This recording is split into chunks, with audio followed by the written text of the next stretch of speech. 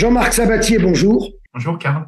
Alors Jean-Marc, tu es un personnage qui gagne à être connu. Tu as été en fait le premier, quand le Covid est apparu, je dirais, sur le marché, à précisément décrire quels étaient les ravages du Covid. Et c'est passé, il faut le dire, un peu inaperçu. Pourtant, tu as publié scientifiquement, mais ça n'a pas été repris, peut-être parce que tu n'es pas un immunologue, peut-être tu n'es pas un virologue, peut-être tu es un physiologue et donc tu n'as pas été écouté peut-être par tes pairs à ce moment-là. Et là où ça devient particulièrement intéressant, c'est que cette découverte, qui a déjà donc quelques années, rejoint les critiques qu'on entend aujourd'hui autour du vaccin à ARN messager. C'est-à-dire que tu vas nous expliquer qu'en réalité, la manière dont ce SARS-CoV-2 se conduit dans notre organisme est en quelque sorte reproduit par le vaccin à ARN messager. Et donc, les mêmes causes produisant les mêmes effets, on se retrouve avec des effets secondaires qui sont largement décrits et qui font largement douter de l'efficacité du vaccin. Voilà, ça c'est une petite intro. Je pense que j'ai à peu près résumé la situation, mais on va repartir du début. Comment est-ce que ce Covid va t'intéresser au départ et qu'est-ce que tu vas rapidement, avec tes collègues chercheurs, découvrir? En fait, j'avais étudié début 2020, en fait, la cible du virus, puisque le SARS-CoV-2, en fait, s'attaque à un récepteur qui s'appelle ECA2, qui est l'enzyme de conversion d'angiotensine 2. Et à l'époque, en fait, avec mes collaborateurs, dont les directeurs du laboratoire de virologie de Wuhan, j'avais regardé en fait ce que pouvait faire le virus en fait en agissant sur ce récepteur, puisqu'il avait été démontré que la protéine spike, qui est la protéine d'enveloppe du virus SARS-CoV-2, était capable de reconnaître ce récepteur. Et un petit peu en déroulant le fil, je me suis aperçu que en fait la fixation du virus sur le récepteur ECA2 entraînait une cascade de réactions qui affectait en fait un système ubiquitaire qui s'appelle le système rénine-angiotensine. Donc c'est un nom un petit peu barbare, mais disons que c'est un système qui est extrêmement important parce qu'il permet à l'organisme de fonctionner. C'est un système qui est ubiquitaire, c'est-à-dire qu'on le retrouve dans tous les organes et tissus du corps humain. Et c'est un système qui est extrêmement important puisqu'il pilote toutes les fonctions automatiques, c'est-à-dire les fonctions autonomes, rénales, pulmonaires, cardiovasculaires. Il pilote aussi l'immunité innée et les différentes flores microbiennes, donc les microbiotes intestinales, vaginales, buccales et cutanées. Et donc, ce qui se passe, pour bien comprendre en fait comment ça fonctionne, c'est que dans le système rénine-angiotensine, tout en amont, vous avez une molécule qui s'appelle l'angiotensinogène qui est produite en fait par le foie. Et le rein va produire une enzyme qui s'appelle la rénine. Et donc, cette rénine va venir dégrader en fait l'angiotensinogène pour la transformer en une hormone qui s'appelle l'angiotensine 1. Et cette angiotensine 1, à son tour, va être dégradée par un autre récepteur qui s'appelle ECA, qui est l'enzyme de conversion d'angiotensine 1, pour la transformer en angiotensine 2, qui est une autre hormone. Et l'angiotensine 2, c'est la clé des maladies Covid. Si vous voulez, cette angiotensine 2, normalement, est dégradée elle-même par un autre récepteur qui s'appelle ECA2, qui est l'enzyme de conversion d'angiotensine 2, et elle est transformée en angiotensine 1,7. Or, en fait, ce qui se passe, c'est que le virus SARS-CoV-2, via sa protéine spike, donc via sa protéine spike, c'est important parce que le vaccin ARN messager, notamment, fait produire de la protéine spike. Donc, cette protéine spike, qu'elle soit virale, c'est-à-dire issue de l'infection par le virus SARS-CoV-2, soit qu'elle soit vaccinale, c'est-à-dire produite par les vaccins, notamment par les vaccins ARN messagers, vont pouvoir se fixer sur ce récepteur ECA2. Et en se fixant sur ce récepteur ECA2, en fait, la protéine spike va gêner la dégradation d'angiotensine 2. Et ça va se traduire en fait par une augmentation du taux d'angiotensine 2 dans l'organisme. Et cette angiotensine 2 va suractiver son propre récepteur, qui est un récepteur qui s'appelle AT1R. Et c'est ce récepteur-là qui est responsable des maladies de Covid. Donc les maladies de la Covid, elles sont pas directement issues en fait de l'action du virus, mais c'est une action indirecte, c'est-à-dire que le virus va dérégler un système physiologique qui est ubiquitaire et qui est de première importance. Et c'est ce dérèglement du système physiologique qui va être responsable des maladies Covid. Voilà. Et le problème, c'est que la protéine spike vaccinale produite par les vaccins, une certaine proportion de ces molécules vont pouvoir reconnaître ce récepteur et donc agir de la même manière que le virus sur ce récepteur et donc provoquer des maladies Covid en suractivant ce récepteur AT1R. Alors, juste en 2 mots, il faut savoir que c'est un récepteur qui est capable de faire plein de choses, c'est-à-dire qu'il est indispensable pour que l'organisme humain fonctionne, mais quand il est suractivé, à ce moment-là, il peut devenir très délétère parce qu'il est lié à tous les organes et les tissus du corps. En fait, il fait fonctionner le corps humain. Et c'est pour ça que quand il est déréglé, à ce moment-là, il peut faire des tas de pathologies.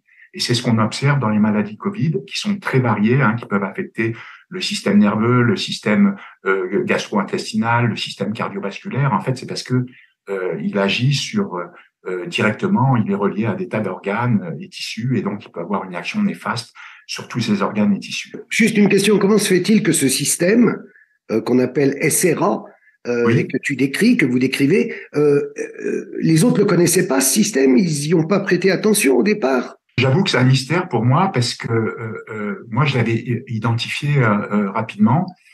Je pense que ce qui se passe, c'est que les gens qui s'intéressent au SARS-CoV-2, les chercheurs qui s'intéressent au SARS-CoV-2, en fait, ce sont des virologues, ce sont des immunologistes, des pharmacologues, mais le système rénine-angiotensine, c'est plus les physiologistes qui étudient en fait son mode d'action.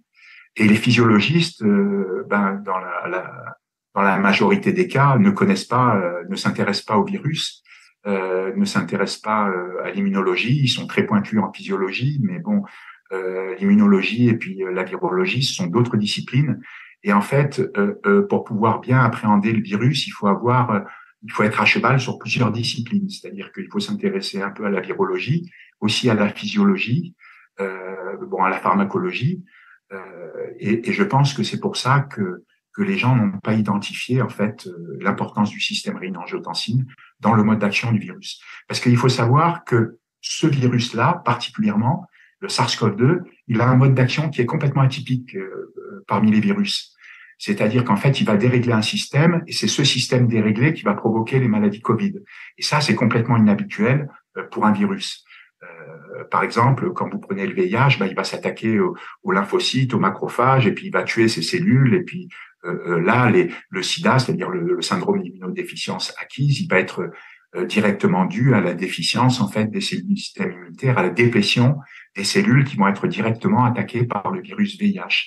Là, c'est indirect, si tu veux, c'est indirect, c'est-à-dire qu'il dérègle le système et c'est le système déréglé qui est à l'origine de toutes ces maladies, puisqu'il faut savoir que ce récepteur AT1R, qui est suractivé par la protéine spike vaccinale ou la protéine spike virale, directement issue du virus, ce récepteur est très délétère, puisqu'il peut provoquer donc une hypertension, il provoque également une inflammation, donc il est pro-inflammatoire, il est aussi pro-oxydant, donc il peut provoquer un stress oxydant qui est très délétère parce qu'il tue les cellules en les mettant en apoptose.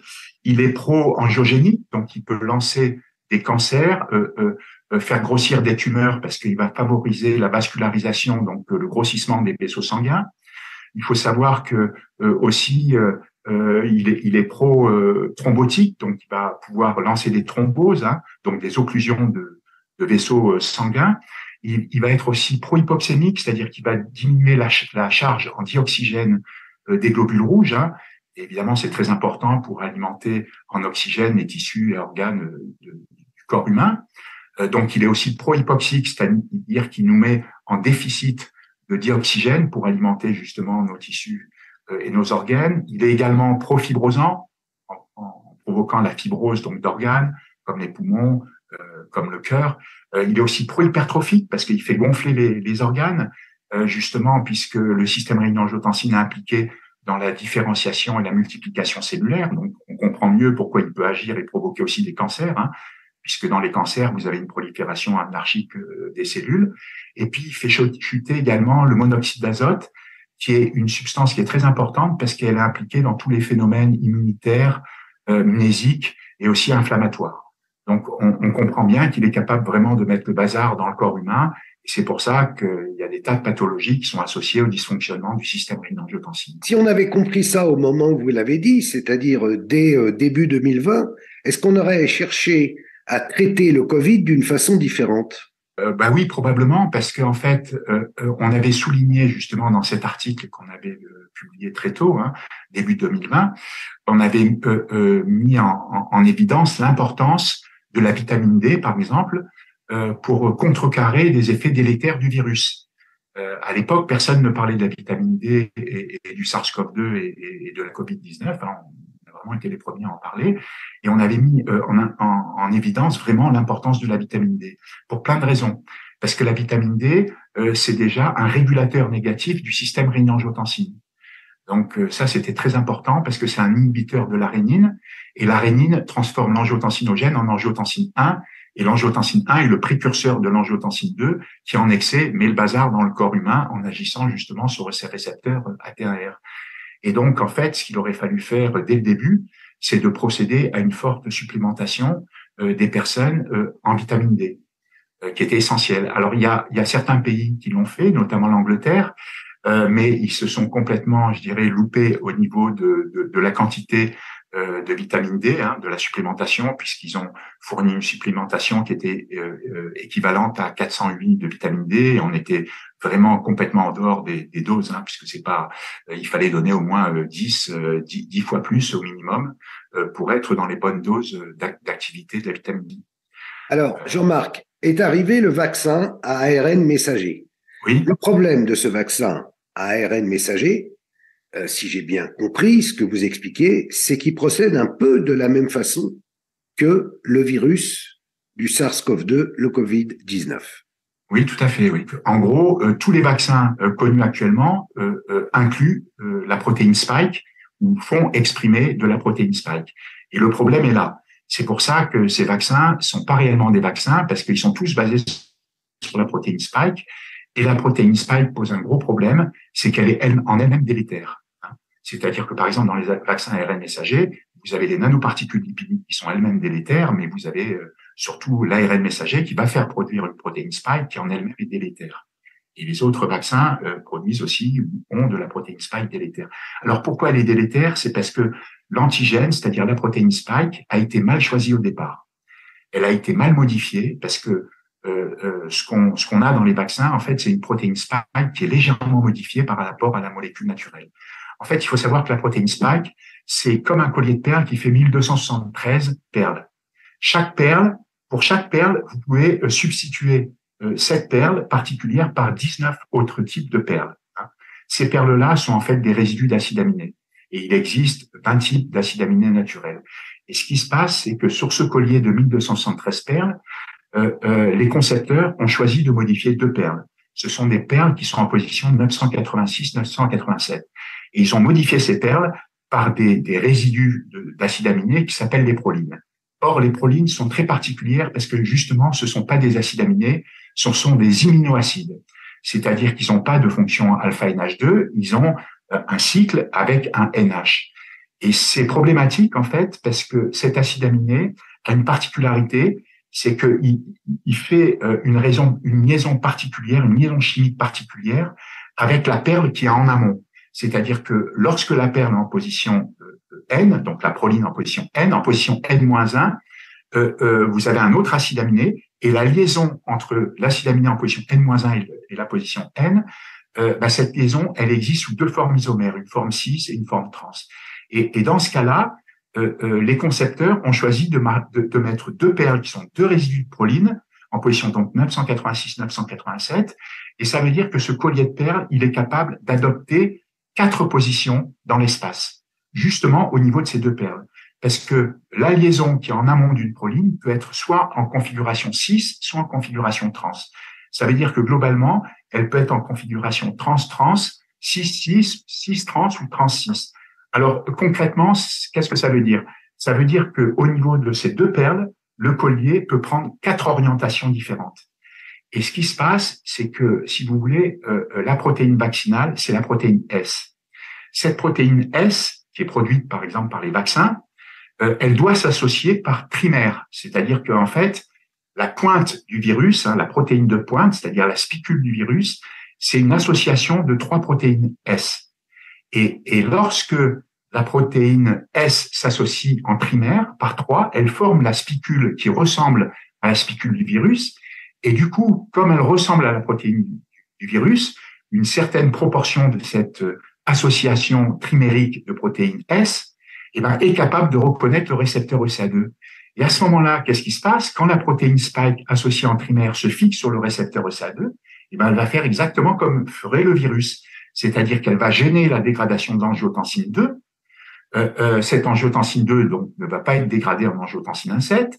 Et du coup, elle va suractiver son récepteur ATR et elle va faire comme le virus. Elle va dérégler le système rénine-angiotensine et elle va induire des maladies de la COVID-19, c'est-à-dire qu'elle va il va se produire donc une hypertension, une inflammation, il va se produire des thromboses, des fibroses, un stress oxydant, une hypoxie, une pro-hypoxie, une hypertrophie d'organes, il va y avoir une chute de monoxyde d'azote et donc des problèmes cognitifs, des problèmes immunitaires, inflammatoires. Donc vous allez retrouver toute la batterie en fait des maladies de la COVID-19. Et donc le problème est là, c'est qu'ils ont mal choisi la protéine spike au départ. Comment se fait-il que les chercheurs, quand ils ont créé ce vaccin, n'y aient pas pensé à ce que vous venez de décrire? C'est mettre en danger des milliers, des millions, des milliards de gens.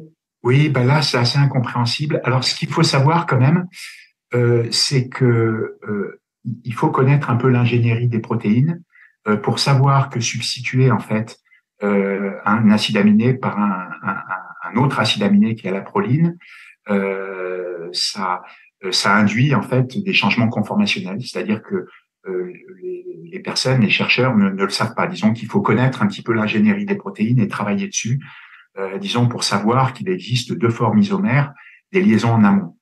Donc c'est un petit peu particulier, c'est-à-dire que sur le papier, les gens qui sont pas spécialisés en ingénierie des protéines, ils le savent pas ça. Donc ils peuvent pas directement savoir quelle est la répercussion de ce changement. Alors je sais pourquoi ils ont choisi en fait de mettre ces 2 résidus d'acides aminés dans cette position.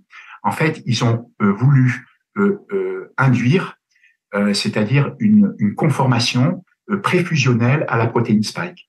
Si vous voulez, ce qui se passe, c'est que cette protéine spike, quand elle reconnaît le récepteur ESA2, elle expose un domaine qui s'appelle le RBD, c'est le Receptor Binding Domain, c'est la zone d'interaction de la protéine spike qui est capable de reconnaître le récepteur ESA2.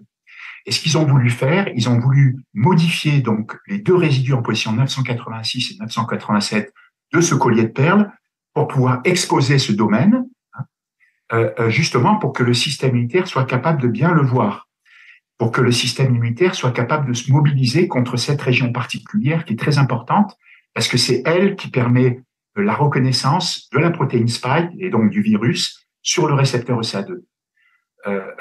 Donc, ils ont voulu vraiment que la protéine spike adopte une conformation préfusionnelle. Mais là où ils ont fait une grosse erreur, c'est qu'ils auraient dû vérifier que cet analogue structural de la protéine spike, parce que la protéine spike a été légèrement modifiée, ils auraient dû vérifier que cette protéine spike modifiée ne soit pas capable de se fixer sur le récepteur ESA2 et donc de provoquer potentiellement des maladies Covid. Et ça, c'est un point que j'avais soulevé dans un article que j'avais fait dans France Info en décembre 2020. Moi, j'étais très satisfait de l'apparition de ces vaccins. Moi, je les attendais aussi parce que je suis pas du tout anti-vax. Par contre, j'avais soulevé ce point-là, et d'ailleurs, les auditeurs peuvent le vérifier sur Google. J'avais soulevé ce problème en disant que le risque, c'était que cette protéine spike vaccinale soit capable de reconnaître le récepteur ESA2 et donc de provoquer des effets délétères. Normalement, ça aurait pas dû se produire parce que s'ils avaient bien fait le travail, à ce moment-là, ils auraient vérifié que cette protéine spike modifiée vaccinale soit pas capable donc de se fixer sur le récepteur. Et si elle était capable de se fixer sur ce récepteur, ce qui est le cas, à ce moment-là, ils auraient dû changer, faire d'autres modifications pour éviter ce problème. Et je pense qu'ils n'ont pas testé ce point-là. Et c'est quelque chose qu'ils auraient dû faire très rapidement. Parce qu'avec les moyens qu'ils ont, ils auraient pu faire ça en quelques jours. C'est-à-dire qu'il aurait fallu peut-être 3-4 jours pour déterminer si leur protéine spike vaccinale était ou non capable de reconnaître le récepteur ECA2. Donc, c'est un travail qui était très peu coûteux et puis qui était très rapide. Et ce qui est incompréhensible, c'est que toutes les sociétés, en fait, ont emboîté le pas parce qu'elles sont toutes, elles utilisent toutes aussi la protéine spike modifiée et ils font toutes, tous, en fait, la même bêtise, quoi. Ça, c'est incompréhensible. Oui, mais ce qui est un peu inquiétant, c'est qu'ils continuent à demander, par exemple, aux personnes âgées ou à risque de se vacciner et de faire éternellement des rappels. Ah oui, ben ça c'est complètement, oui, c'est complètement ridicule. En tout cas, ça a plus rien de sanitaire. Hein. C'est-à-dire que, enfin, moi c'est une déduction. Au début, j'y croyais pas trop, mais bon, quand je vois comment ça se passe, je me dis que ça n'a plus rien de sanitaire. Pourquoi? Parce qu'en fait, les vaccins actuels ne sont pas des vaccins. Un vaccin, ça doit répondre à deux choses, à deux critères essentiels. D'abord, ça doit être efficace. Et après, il doit y avoir une certaine innocuité à leurs injections. C'est-à-dire qu'en fait, ils ne doivent pas être toxiques pour l'autre qui reçoit en fait le vaccin, la composition Oui. vaccinale. Alors, c'est pas le cas. Là, les vaccins actuels, ils sont pas efficaces. D'une part, ils n'empêchent pas l'infection des personnes qui le reçoivent et ils n'empêchent pas non plus la transmission aux autres personnes, donc des personnes qui ont été vaccinées. Et puis, il n'y a pas d'innocuité, justement, parce qu'on observe avec ces injections vaccinales et puis tous les rappels vaccinaux qu'il y a des problèmes délétères, hein, c'est-à-dire qu'on se retrouve avec des maladies Covid. Et ça va même plus loin, c'est que maintenant, ça a carrément un effet délétère. C'est-à-dire que non seulement l'injection vaccinale ne protège pas, mais elle a des effets délétères sur les personnes qui les reçoivent. Et plus ces personnes reçoivent des injections vaccinales, et plus les problèmes sont exacerbés. Donc, le bon sens voudrait qu'on arrête ces vaccinations et Ah ben qu'on complètement. remise ce vaccin définitivement en disant, Ah, pardon, on s'est trompé. ah oui, complètement. D'autant plus que ces vaccins, par exemple ARN, font produire des quantités très importantes de protéines spike. Il faut savoir que en fait, ces vaccins vous font produire beaucoup plus de protéines spike qu'une infection naturelle. Et c'est vraiment beaucoup plus. Hein. Bon, il y a Jean-Michel Clavry, qui est un éminent virologiste, qui avait fait des calculs par rapport à une infection naturelle.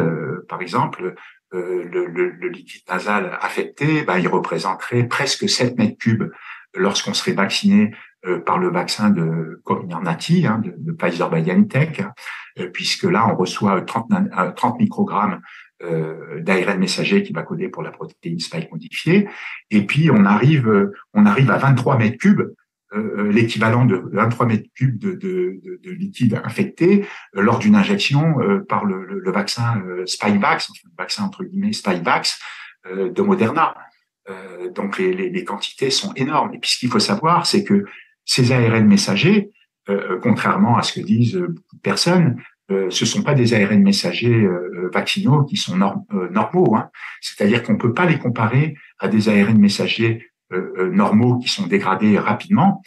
Pourquoi? C'est parce que ces ARN messagers vaccinaux qui sont dans les vaccins ARN messagers, ils ont été modifiés pour être très stables. Les concepteurs ont voulu les modifier pour qu'ils soient les plus stables possibles, justement, pour qu'ils puissent produire de la protéine spike.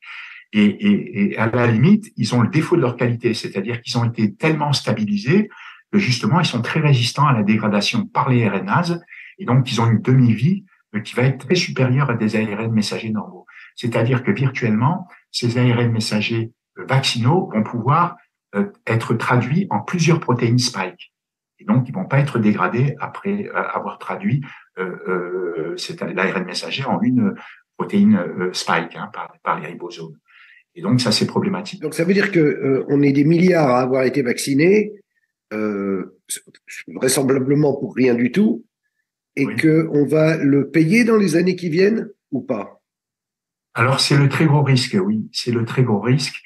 Parce que en fait, contrairement à ce qui a été dit par beaucoup de médecins, par les autorités aussi sanitaires, c'est que ils disent que en gros, au bout de quelques jours après la fièvre, lorsque tout est rentré dans l'ordre, il n'y a plus pas de problème, que tous les problèmes au plus tard apparaissent dans les quelques semaines qui suivent une injection. En fait, c'est complètement faux. Ça peut être beaucoup plus sournois que ça. Hein. C'est-à-dire que les effets délétères, on peut les observer, et ils peuvent apparaître sur plusieurs mois, hein, puisque ça peut lancer des tumeurs. Hein. Il faut savoir que le récepteur AT1R suractivé, il est pro-angiogénique, hein, donc il favorise le développement de tumeurs. Et puis, dans certains cas, ça peut aller très vite. Hein. On voit des cas de turbocancer, mais ça peut lancer des tumeurs et ça peut être très lent, ça peut être très sournois. Voilà, donc il y a des tas de pathologies qu'on peut retrouver associées à ces vaccins. Et c'est un problème parce que ça peut être très tardif, ça peut apparaître sur plusieurs mois, voire sur plusieurs années. Qu'est-ce qu'on doit faire? On doit exiger l'arrêt des vaccins? À mon avis, ça serait complètement indispensable, oui. Si le but de ces vaccins est effectivement de protéger les gens, hein, ce dont je commence à douter, puisque ces politiques de vaccination et de rappels vaccinaux, pour moi, maintenant, elles ont plus aucune, je veux dire, elles ont plus aucune validité sanitaire. Hein, donc, avec tous les effets secondaires qui apparaissent, qui ont été répertoriés, tous les problèmes qu'on retrouve dans Eudravigilance, dans le VAERS, donc dans toutes les banques de données hein, qui répertorient les effets secondaires. Quand on veut continuer à faire des rappels vaccinaux, c'est qu'il y a quand même vraiment un problème, c'est que le sanitaire n'existe plus, c'est-à-dire que c'est une autre stratégie. Les complotistes annoncent par exemple des dépopulations, etc. C'est vrai qu'on peut se poser des questions parce que c'est quand même troublant. En fait. Ce qu'on voit est très troublant et pose vraiment beaucoup de questions, puisque là, les aspects sanitaires ont complètement disparu. Parce que là, on est en train de faire complètement l'inverse de ce qu'on devrait faire, c'est-à-dire que là, on devrait prévenir en fait les infections déjà en supplémentant la population avec de la vitamine D, et en cas de Covid, à ce moment-là, faire des traitements ambulatoires précoces avec des molécules efficaces, justement pour éviter d'évoluer vers des formes graves. Pour conclure, Jean-Marc, qu'est-ce que vous conseillez à ceux qui se sont fait vacciner, qui ont écouté le mantra du gouvernement pendant 2 ans et qui se rendent compte maintenant qu'il y a un petit danger? Vous leur dites de ne pas se refaire vacciner, et si jamais d'aventure ils attrapent le Covid, donc vitamine D et Zitromax. En cas d'infection avec les nouveaux variants du SARS-CoV-2, c'est d'avoir une forte supplémentation en vitamine D, hein, qui n'a pas du tout la toxicité qu'on veut bien le dire, hein, puisque la toxicité de la vitamine D, elle apparaît à partir de 150 nanogrammes de calcium par ml, voire 200 nanogrammes de calcium par ml selon les experts. Donc, c'est des doses qui sont extrêmement difficiles à atteindre. Et l'idéal, c'est de coupler ça effectivement avec un antibactérien, hein, donc soit de la clarithromycine, soit de l'azithromycine. Donc l'azithromycine Ag1, il faut prendre deux comprimés, donc c'est-à-dire en fait 500 mg Ag1, puis les 4 jours suivants c'est 250 mg, hein, donc 2 comprimés Ag1, et puis après J2, J3, J4 et J5 c'est un comprimé. Ou bien alors le remplacer par de la clarithromycine. Mais en plus, en fait, de cette vitamine D, il faut prendre à forte dose, hein, c'est-à-dire que il faut prendre Ag1 200 millilitres, à mon avis, de vitamine D, en sachant que 1 microgramme de vitamine D, ça correspond à 48. C'est-à-dire que là, il faut vraiment charger en vitamine D. Et après, à mon avis, il faut prendre 20 millilitres pendant une semaine à peu près de vitamine D pour monter très très rapidement à une concentration plasmatique en calcidiol qui est supérieure à 50 nanogrammes de calcidiol par ml. Il faut coupler ça à une prise de 0,6 mg de vitamine K2, parce que la vitamine K2, elle ne gère pas la coagulation, mais elle gère en fait l'homéostasie au calcium. Donc, elle empêche notamment le dépôt de calcium sur les tissus mous, qui a un effet secondaire qu'on peut obtenir justement lorsqu'on est en hypervitaminose D, donc à des concentrations extrêmement élevées en vitamine D, supérieures à 150 ou 200 nanogrammes de calcidiol par ml. Il faut prendre aussi 25 mg de zinc, très important, parce que le zinc, il est à la fois anti-inflammatoire, il est antimicrobien aussi. Donc ça, c'est vraiment très important, anti-inflammatoire, antimicrobien et il est antioxydant en plus. Il faut prendre également 2 à 3 grammes de vitamine C, de préférence de la vitamine C liposomale. Alors pourquoi? C'est parce que le récepteur AT1R qui est suractivé lorsqu'il y a une suractivation du système rénine-angiotensine, eh ben, il active une enzyme qui s'appelle NADPH oxydase, qui s'appelle NOx, et qui génère des particules réactives de l'oxygène qui sont très délétères parce qu'elles peuvent tuer les cellules en les mettant en apoptose. Et donc, ça, c'est très grave parce qu'elles peuvent tuer des cellules épithéliales, voire des cellules nerveuses. Elles tuent les mitochondries. Pourquoi? Parce que la membrane interne des mitochondries ont aussi un système rénine-angiotensine et elles sont sensibles justement à une production très forte de particules réactives de l'oxygène qu'on appelle les ROS. Et donc, ces mitochondries sont tuées. Et ces mitochondries, ce sont les centrales énergétiques de la cellule. C'est-à-dire quand elles meurent, eh ben, la cellule meurt aussi. Donc, ça veut dire qu'il faut se protéger des effets nocifs des radicaux libres, justement des particules réactives de l'oxygène. Et c'est pour ça que quand on a une infection au SARS-CoV-2, il faut prendre des antioxydants. Alors, en antioxydant, bah, vous avez le zinc, qui est un antioxydant, et vous avez l'acide ascorbique, donc la vitamine C, qui est antioxydant, de préférence de la vitamine C liposomale, parce qu'elle est mieux absorbée, à peu près 30% d'absorption supplémentaire par rapport à de la vitamine C normale. Il faut prendre également 750 mg, soit de glutathion, soit de NAC, de N-acétylcystéine. Alors, le glutathion, c'est un tripeptide qui est en position 2 à un résidu de demi-cystine. Sur sa chaîne latérale, il a CH2SH, donc une fonction thiol, et en fait, elle a des propriétés redox. Ça veut dire qu'elle est capable de piéger des ROS, des particules réactives de l'oxygène. Mais ce qui est intéressant, c'est qu'elle va pas piéger les mêmes ROS que la vitamine C. Et donc, vous allez avoir une protection de l'organisme qui va être très supérieure quand vous prenez les deux, à la fois la vitamine C et le glutathion. À ce moment-là, vous allez pouvoir neutraliser l'ensemble des ROS. Merci Jean-Marc. Bien, Merci Jean-Marc de ton éclairage. Et puis désolé d'avoir été un peu long ici bavard. Tu es bavard, mais en même temps, c'est passionnant. Merci beaucoup.